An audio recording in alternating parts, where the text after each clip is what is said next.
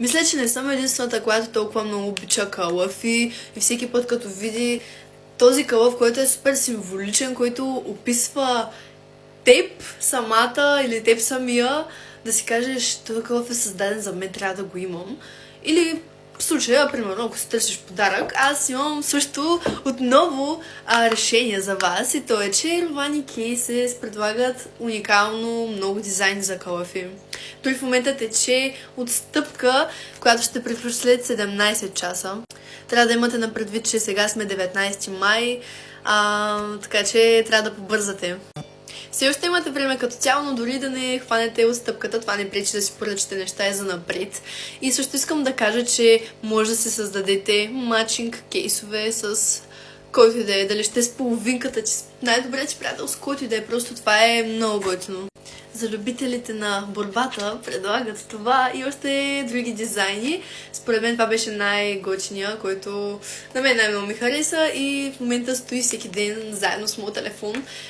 Обичам да го гледам, тъй като тренирам борба и исках нещо символично свързано с това и още щом разглеждах сайта, просто като го видях, това бях като... Това трябва да го имам. Rovani Cases ме зарадваха с тези два кълъфа и аз много благодаря за всичко това.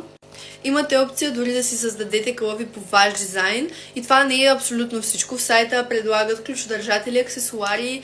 Просто трябва да го погледнете. В Instagram страничката ми съм качвала абсолютно всичко. Ако не успеете да хванете също така сторитата, аз ще ги оставя в моят плейлист за колаборации и оттам може да намерите линк към сайта, ако не го откриете случайно, и так към страничката им в Instagram.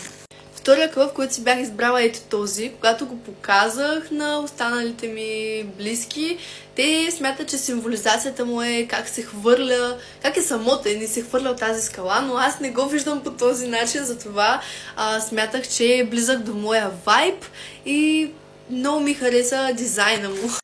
Аз си падам индивидуалист, затова го символизирах по този начин и избрах този кълъф.